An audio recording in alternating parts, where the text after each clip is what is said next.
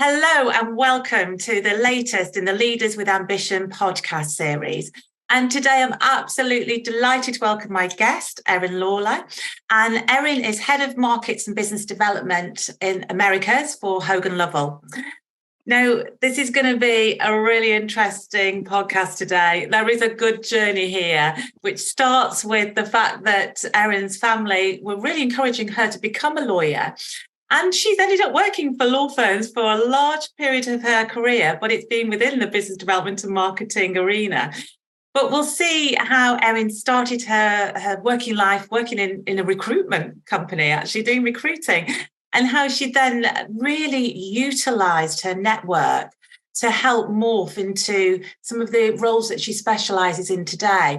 So I think it's going to be really strong, the power of networking that Erin will share with us, but also the power of mentoring and how Erin's really leaned into mentors that have helped her with her career and how she's taken so much from that and pays it forward and does a lot of mentoring herself now. So that's going to be an interesting part of the discussion today.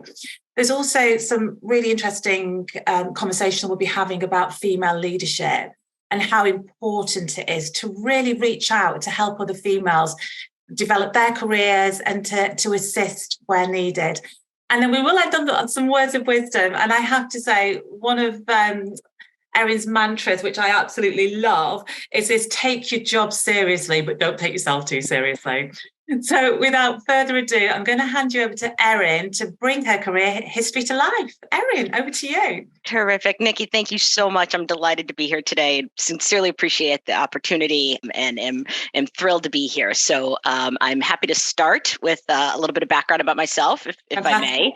I grew up in Connecticut, outside of New York City, and was fortunate enough to really enjoy my upbringing there. Pretty traditional upbringing. Went to university in Boston, where I was, as you said, as you know, on a pre-law track to the extent that was. I studied political science and international law and thought I wanted to be a lawyer. I was raised, I have lawyers in the family. And when it came time, actually, when push came to shove, I realized that I wasn't necessarily 110% committed to going to law school. And from what I gather and what I've heard and learned, you need to be about 120% committed to go to law school. So I took a gap year. I actually deferred my acceptance and took a gap year and wound up working, as you said, for a recruiting agency, which was tremendous. And that was that was fateful as well. I went in to the agency looking for a temporary job or something I could do for a year while I figured out what I wanted to do relative to law school, and wound up working for them. So that was my first foray into sales and business development in a way. And while I was at the agency, I specialized in placing contract attorneys, paralegals, legal secretaries. So really got to know law firms as an industry and did that for about a year and a half when I was then recruited by a client who happened to be the global firm McDermott, Will & Emery. And the HR manager with whom I'd worked closely on the placement side said she was expanding her team and asked if I would come interview for an opening as an HR generalist, where I would do the recruiting on the client side of the house. So, and I did that. And I think that absolutely kicked off my career in big law. And when I got into the law firm, realized there was an entire host of opportunities available that did not require one to practice law. So I was very fortunate early on to find the industry that I liked and knew I wanted to be a part of, but also opportunities to develop a career that was not of the fee-earning nature, shall I say. So how did your parents take that then? Were they pretty happy that you'd ended up in law, or? They were, well, if my father asks, I'm still considering law school.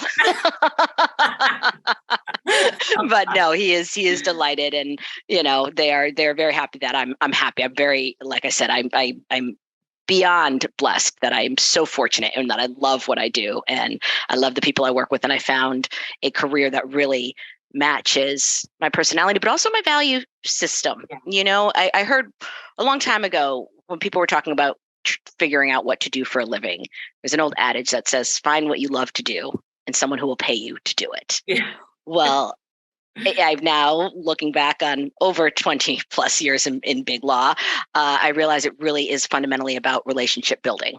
So much of my career is rooted in relationships, both building with my team, building with my clients, building with my colleagues, and my relationships are a core value to me as a person. I take value from engaging with other people. I am truly an extrovert, and that I draw my energy from being around people. And I am really fortunate that I've landed in a place where it allows me to not only develop a skill set, but also really aligns very well with what I believe in as a person.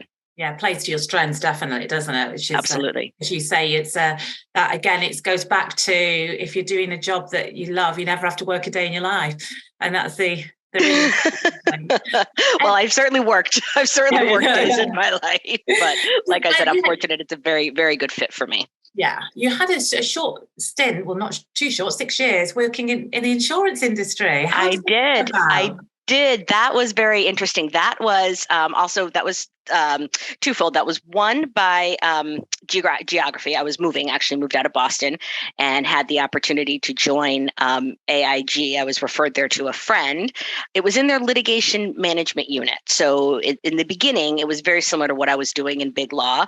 And then I was recruited internally to do sales and marketing. I was a business development manager for them for 2+ years, which is really where that was what I would say was my detour from law. I did the industry side of the house and was working with, I traded lawyers for brokers and was working with insurance brokers to develop and sell property and casualty insurance products. And that was a hoot, for lack of a better expression. It was a lot of fun. It was definitely a sales culture, and it taught me that I'm actually not afraid of sales. That's something that we tend to shy away from in the legal industry. That term in my experience, tends to make lawyers a little bit nervous when you start talking about sales, but it is the fundamental basis of what we do in marketing and business development. And that made me very comfortable with that arena, if you will. So taking a step back, when I was in law firms prior to leaving to go to the industry side at AIG, to go to the client side. My role in big law was more on the human resources and professional development side. So I worked at McDermott in human resources, and then I went to Skadden, where I did professional development and ran the summer program for a few years. And then from there, I went to AIG. With the experience I developed at AIG in sales, marketing, and business development, it then positioned me to return to the law firm environment that I realized I missed very much, having been out of it for some time. But I was also able to then marry my skills in business development to the marketing and business development side of the house in big law. So that was a really neat transition in that. And at the risk of dating myself, that was also when I left, quote unquote, big law in the late 90s, marketing and business development was not quite the animal that it is today, or the function that it is today. It was not nearly as sophisticated. It was not nearly seen as the revenue generator that it is today. So it really was a very, very good timing for me. So when I returned back to big law, that was when I entered the marketing and business development manager arena. Started out with WilmerHale in New York. So I went Boston for university, started out my career there. Moved to Philadelphia, worked at AIG for several years, moved back to New York, home, if you will. And that's when I started with WilmerHale in marketing and business development. And that's how I wound up in M&BD as an M&BD professional in big law.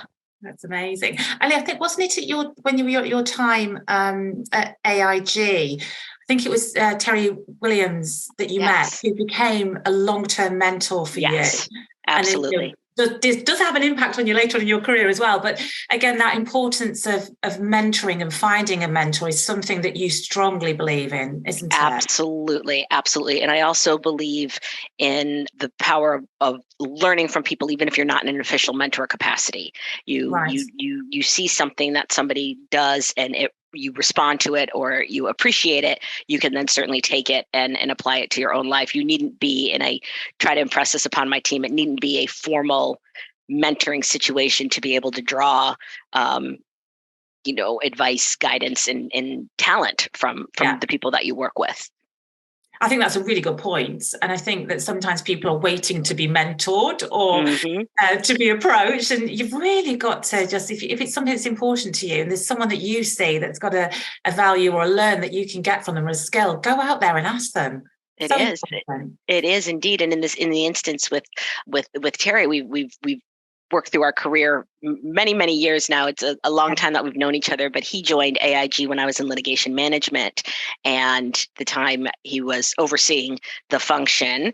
And he actually, after we'd worked together for a few months, he had established a senior management committee, which was actually focused on the business development side of the house. That was where I first started to get into the BD side of things. And that I was on his committee, and then when I transferred over to the sales and marketing side at AIG, he stayed with AIG for quite some time.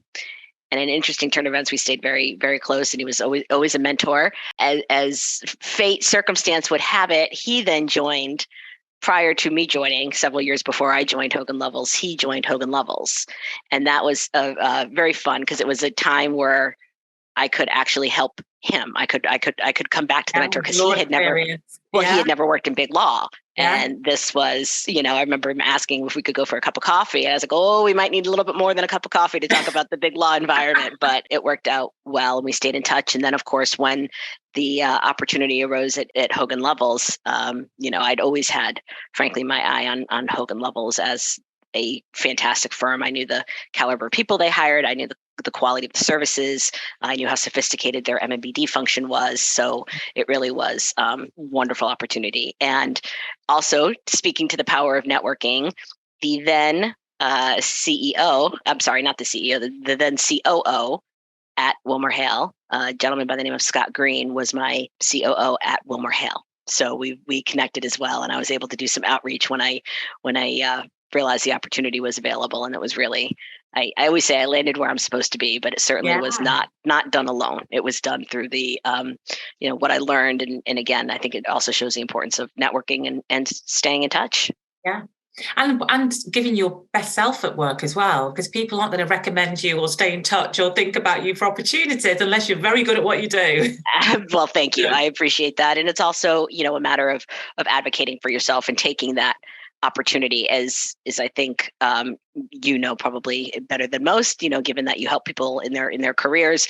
Opportunities don't always come at the most convenient time. So it's a matter of trying to understand, it's easy, as I say, to find reasons not to do something. And it's very easy to stay in your comfort zone. And I think many of us do that. And I think that there is a time to do that. Absolutely.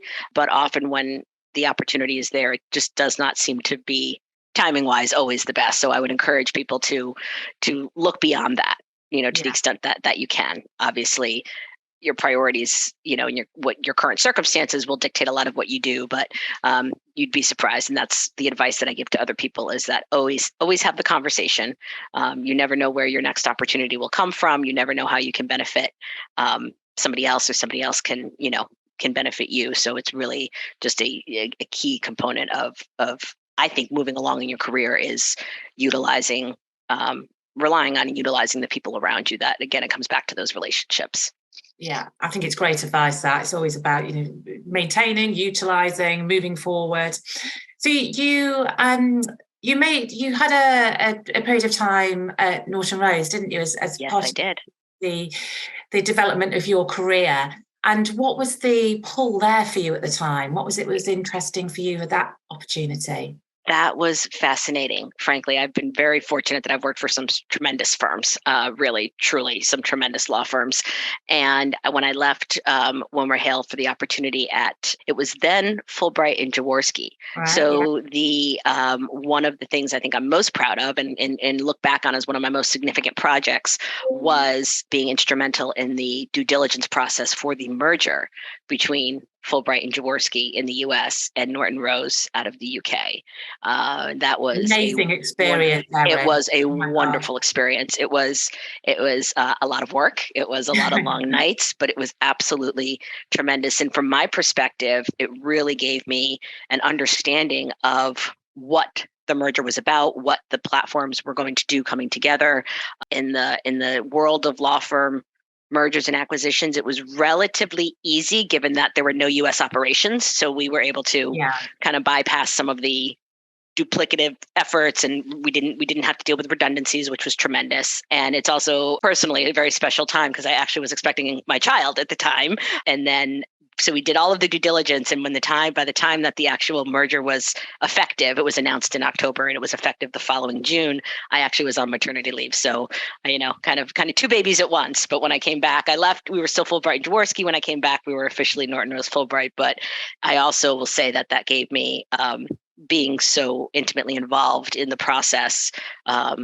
I really truly felt like I didn't skip a beat when I came back to work, because I knew I wasn't doing the culture shock or what's happening, because I had been so involved in it for many months prior. So that was tremendous. Do you think the biggest challenge of working through that then? Because I mean, these are huge firms, challenging situations. As you say, you're working 24/7. What was the biggest challenge for you working through the due diligence and stuff? Well, very candidly, the challenge for me personally was that I was newly pregnant and I was actually very, very tired and very ill, working some long hours, but it worked out very well. It was also challenging because I had not yet disclosed, because I was newly pregnant at the time. But I would say in terms of the firms coming together, I think the challenge always lies, at the risk of oversimplifying things. It really comes down to the cultures and how the cultures can align with one another. I don't necessarily think that, they will integration. I mean, ultimately, after a few years, it will become a matter of integration. But I think at the beginning, it's about alignment. And of course, that's just making sure that, that all hopes that is considered as part of a merger proposition. And in this case, it certainly was. But I think anytime something's new, it's a little scary. Right. Yeah. We doubled or tripled our size. Forgive me for not knowing those details off the top of my head at the moment. It's been a decade, but I think it's always about just kind of how that change impacts everybody in their day-to-day life. From a business perspective, it was tremendous. It was a new client base. It was, a new set of partners. It was a new management committee. It was a lot of new and exciting things. From a personal perspective, I think it can be unsettling for people if you've only ever known something one way and then it changes. I mean, I think we are reluctant as people to change. We tend to automatically kind of want to push back around that, particularly lawyers. As we know, the psychology of a lawyer, they're pretty risk averse and typically like to do things the way that they've been done and that they know. So I would say the challenge is typically around the culture. We were very fortunate. We had a wonderful transition, and that firm's been very successful. Kudos to them. Great to be part of it. And you mentioned, as you say, that you were pregnant at the time, and I know that one of the things that really stuck with me when we've spoken before was how focused you were on becoming a mother, and also then wanting to have boundaries so that you could spend time with your child and making sure that you were there. And how have you found that? Because you're a very successful woman. How have you managed to keep boundaries, and how have you managed to keep those balls in the air? I'm sure sometimes you drop, but I wish I had or could articulate an answer for you. I don't know. It's day to day. And a dear friend of mine once told me that she heard, and then I took this as one of my own mantras. She's that it's not really about work-life balance; it's about work-life integration.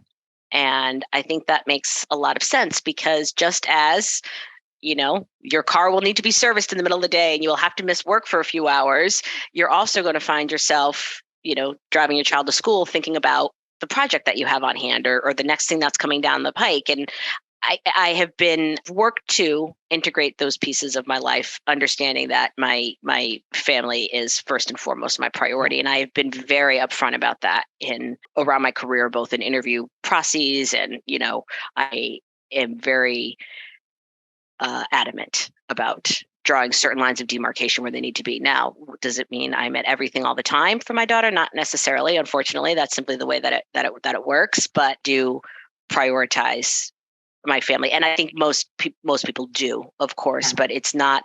I will say it's gotten easier, I think, thanks to the women who have blazed the trails before me. And I think certainly COVID has shifted everybody's attitude around work, family priorities. But it is something that I don't even want to say I'm challenged by or I struggle with, because it's just part of the day to day. It's just something that we manage, right? That's how it goes. And but I have no I will never apologize for putting my family first and foremost. And if that means I have to, put the CEO on hold for a moment because my child's school's calling, then that's how it is. And to date, I will say I don't think that it has hindered me. I think it makes it, you're more authentic, aren't you? This is your priority. And I know that you've spoken to me about the sense of fulfillment that you feel as being a mother and also a woman. So, it's great that you can merge the two together and make it work. Absolutely. And as my daughter gets older, it's wonderful for her to see that it can be done. We use the I have as you know, it's complicated to try to explain what I do for a living, particularly for somebody who's outside the industry. I can't say I'm a teacher or I'm a doctor, but my daughter has determined that I'm simply a girl boss, and I will take that. I love that. Yes, take it. That's fantastic. That's your new title now. Yes. And so when you decided to move to Hogan Lovells, what you mentioned that you'd always had an eye out because it's a firm that you feel is a really high caliber, and the people as well are so important to you, and that was a culture you wanted to be part of. What was the pull factor for you to move? It was really more about joining Hogan Lovells than it was departing. There was no impetus necessarily for me to leave. It was a matter, I'd been there for 7 years at Norton Rose Fulbright. I'd seen them through the merger. I was very happy doing what I was doing, and I'd matriculated there. But again, it was the right time for the opportunity. I say they don't always come at the right time. This one, timing worked to my benefit. Excuse me. It was a new challenge, and it was really, I was driven by the desire also to get back to the fully focus on the client piece of things. Right. So in my career at Norton Rose Fulbright, I was very fortunate to pick up other avenues of responsibility, including marketing operations, which I became very, very well versed in, and some of the more of the team management. But I also had kind of drifted, if you will, based on the priorities and the needs at the time from the client piece. And that was really exciting to me, and to get back into the client development sphere and to join Hogan Lovells to help refresh and rebuild a client program was really attractive to me. And you obviously were very successful doing that. So I've had many hats. I would say that one of the things, in terms of comes back to also a piece of advice that I would give people, is be versatile, be flexible. Like I said, I didn't know that I wanted to do marketing operations. I didn't know that I could, frankly, do marketing operations. But now, and it's a skill set that serves me well. And in fact, in my career at Hogan Lovells, which is 5+ years now, I've had 3 different roles.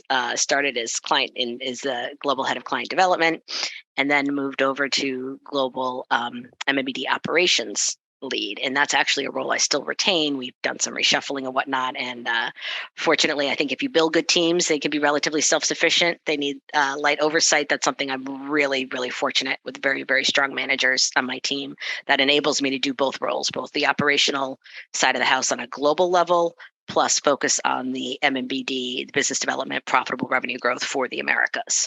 So it's hectic, but and I'm busy, but I wouldn't trade it for anything. And you mentioned your teams there, and I know that you're very passionate about coaching, about ensuring that you've got a very good team around you. How do you decide who's going to become part of the team, and then how do you build this sense of real belief in the team and the culture and the development? What do you do? That's an excellent question. That's a similar question to how do you balance it all? And the answer is I don't know. So much of it is second nature to me. As I said, it's about the relationships, and I haven't always had the opportunity to build my own team. Much of it, I've inherited teams as I've gone, and I think it's important to meet people where they are. Number one, and my team will tell you that I talk about playing to people's strengths, not playing around other people's weaknesses. There's a significant difference in my mind, and I think that that's important. And I certainly, as trite as it sounds, I do try to lead by example. And I am very much what you see is what you get, and my team knows that. They know that I am authentic and genuine, and they know that they can come to me. It's important for me that they know they have a resource in me, whether it's a work resource, whether it's somebody to lend an ear if they're having a tough day.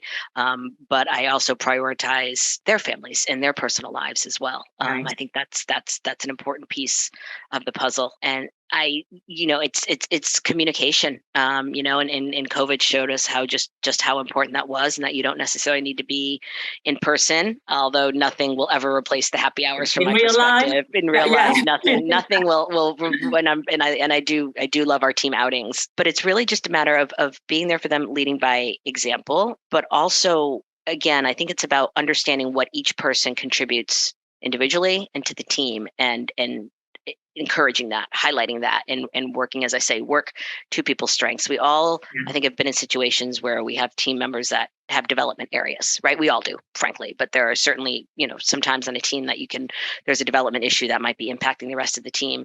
It's about addressing that issue, as uncomfortable as it may be, head on, because if not, then, as I said, you find yourself working around a weakness, then impacts everybody else, versus working towards someone's strength, which actually can elevate the entire team. So it's a nuanced, but something that I've been fortunate to have learned over the years in people management. And right or wrong, there are many things that I love about my job, but I actually really enjoy the people side of the house. Yeah. It's not always easy, and I spend a lot of time, obviously, with a team of the Americas, but it's certainly the most worthwhile piece of what I do, and really, really, really enjoy it.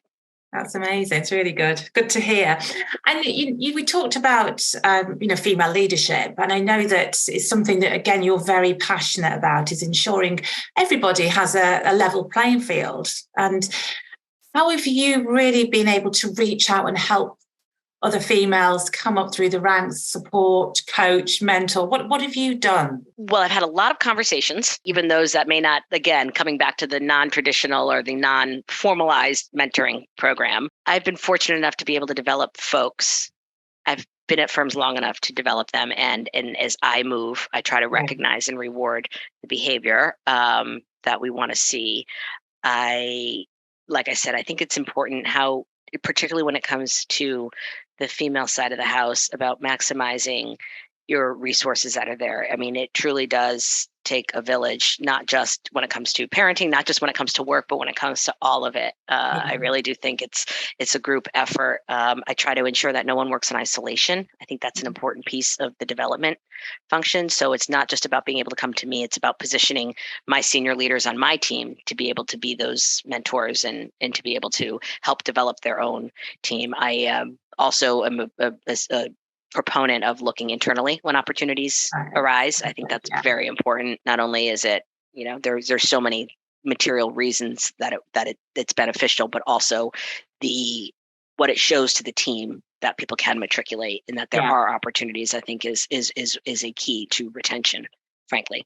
But I think you're also a role model for so many people as well, because you're a successful woman, you've got a successful career, you're very proud of the fulfillment you get from being a mom, and you can build boundaries in, but you also recognize sometimes those boundaries may need to cross over a little bit. So I do think you are your authentic self, aren't you? Yes. And so I do think you're a role model. And I think that's really important for particularly law firms to have people in these positions that someone coming in can go, gosh, look at Erin, actually, I could do that. That is achievable, because I can see what she's doing and how she's supporting and developing. So I think, good on you. I appreciate that. Like I said, it's something that I do work hard at. But I see, again, I appreciate using the term role model. I don't know that I would use that about myself, but that might just be part of it. There we go. Well, thank you.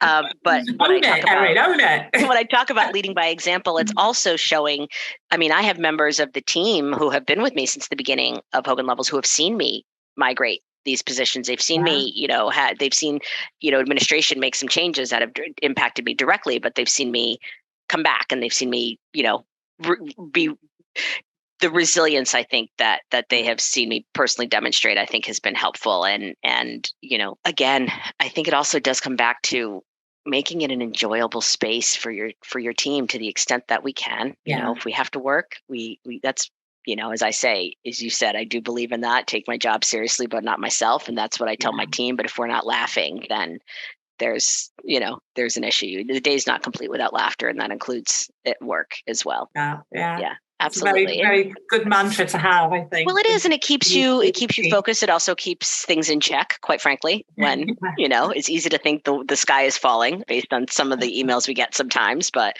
as I remind my team sometimes, we're not transplanting live organs. Take a deep breath. We'll get this done. But it's important, and people's roles are important to them. I think it's also critical in terms of development and mentoring that people feel they have a purpose in the organization, whether that's, and sometimes, frankly, being part of the team is the purpose. And that's not a piece to be overlooked. We try, one of the things I think, frankly, that I've developed a strong skill set in is helping to bridge those gaps across regions and across states. I mean, I've always worked on a team that has been in various areas since I got to Fulbright and Jaworski, I should say.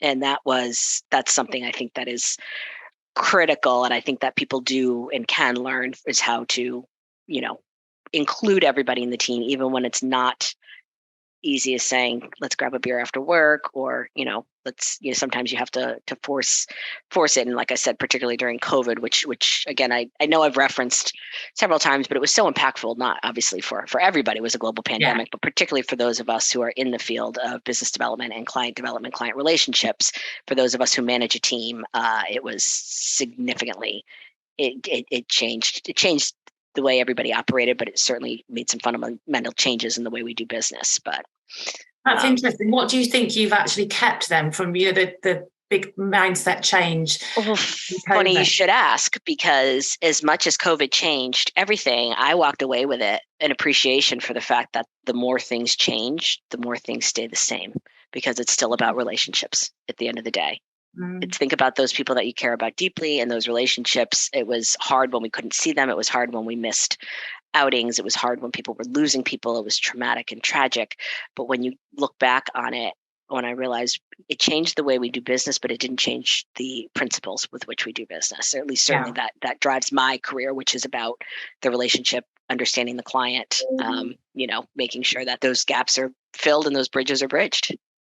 And do you think it also enabled your role in marketing and business development as a whole to get even closer to the partners, because everybody was almost in the same situation? Level playing field is how I refer to it at the time. I do think so. And I think we learned a lot about people, from, dirty laundry on the chair behind them to the dogs coming in, to the, learning more about their children. And I think it really, as I said, it was a level playing field. And I think for those, I think many people, at the risk of waxing philosophic, I think many people had a moment of what really matters, but when coming out of it, again, people still do business with people they trust, like, and respect. And that, if anything, COVID drove that home even more so, because our time was limited, our ability to engage was impacted, right? And we had to come up with new ways of engagement, but it never took away. In fact, if anything, it reinforced the importance of relationships. And that's, like I said, that's what I do. That's what I do. It's what I love to do. And I'm fortunate that I have been able to find a career that A, aligns with my core value system, and B, enables me to succeed, if you will, at doing something that comes very naturally to me, and that I would do regardless of whether or not, it was my career. But. Fantastic. And talking about, that was obviously a massive win for you personally. Looking at where the market is at the moment for law firms, marketing and business development, what do you think is the biggest challenge then for the industry as a whole? Oh, that is an excellent question. I think the advances in technology, whether we're talking about AI or ChatGPT or legal tech, I think it's already beginning to redefine the way that clients do business, and that will undoubtedly have an impact on the way that they do business with their legal counsel. I don't know what that looks like. I'm curious, frankly, to see it play out. But as much as I joke with my team about, we will all be replaced by robots, there are certain things that robots cannot do, and that's where, it comes down to one of the core attributes of business development is relationship building. I feel pretty secure in that will always remain an integral component. But in terms of what's going to happen with the industry, it is going to change significantly. I've already seen it change so dramatically in my many years, but I don't know specifically, but I do think again that the technology will be an issue. I think many firms are still trying to find a landing place, if for lack of a better expression, after COVID. People, finding that balance of what works for the organization in terms of morale, critical mass in the office, and having your people come together with still recognizing and allowing the flexibility that people had gotten so used to. And certainly, as we know, law firms had a banner record year during COVID. So it's a difficult argument to make, but I absolutely appreciate the reasoning behind, not wanting to be a fully virtual firm, and understand that there's certainly an important piece of bringing people together. But I think firms will be challenged going forward with finding that balance for their people, both to meet the needs of the business, but to meet people's personal needs. And then it becomes a discussion in the market about recruitment and retention. Yeah, and that's the important thing, isn't it? And there's so many firms and people that I speak to still saying, what is the answer? And what's the other one doing? As we know, law firms no one likes to be the first law firm to do something, right? It's what are they doing? Let's follow the lead. So that I think that's fundamentally, there are going to be some significant shifts. I'm curious, I'm curious to see how it changes in terms of, are we going to have 5 very big global dominant firms, or is there going to be an appetite for a mid-sized firm? Does the definition of a mid-sized firm change? How does this, it's, the nerd in me, if you will, who really, really likes the industry and follows what's happening with big law in general. It's very curious to see how this plays out, but no shortage of challenges ahead of us. But, frankly, challenges are something that law firms do very well. Yeah. And that's what makes it interesting. Absolutely. Yeah. Absolutely. Yeah. Yes. Fantastic. So talk to me about your highlights in your career then, because you've got so many. What would you class them as being? Oh, that's an interesting question. I think one of the highlights, certainly in terms of from professionally speaking, was the working through the merger at Fulbright Jaworski and Norton Rose Fulbright. That was really wonderful experience. I would say my first partners conference at Hogan Lovells was a tremendous experience. I'd never seen something of the size and scope of that before, and it was very impressive. I'm very rarely speechless, as you likely can infer. But that was very impressive and a lot of work, and I'm very much looking forward to our upcoming Partners Conference, the first one we've had in 5 years. Amazing. Coming up in just a couple of weeks. So yes, and hopefully I can come back to you and say that was a professional highlight as well.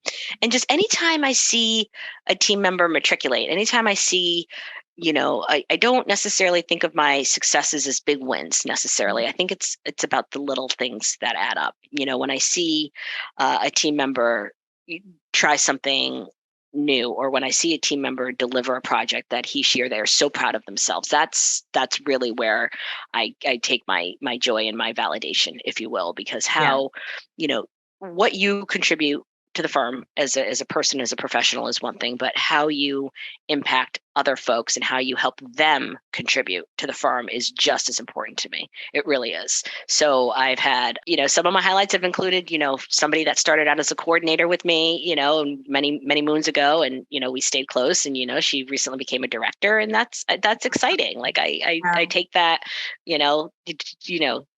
seeing people succeed really is, to your point, it's important about females, of course, supporting females, but just seeing anybody in that light, it's really, you can see, that is to me a success. Seeing other people succeed is really.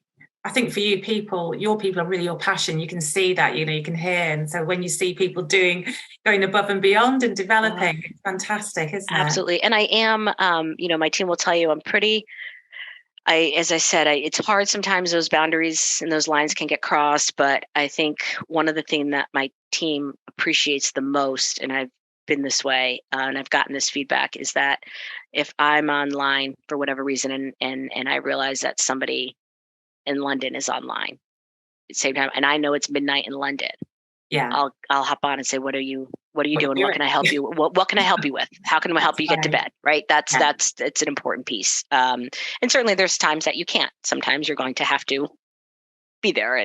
But I think they appreciate just the question. And, they are people first and employees second to me. And that's always been the way. And it's never, like I said, if it has hindered me, not to a noticeable degree. So but I think that's also why I think I've been successful, of course, as a team around me. But it's about not only just empowering your team, but letting them know that they have, somebody understands what they're dealing with. We're all juggling. We're all struggling. We all have commitments, and not necessarily just around children too.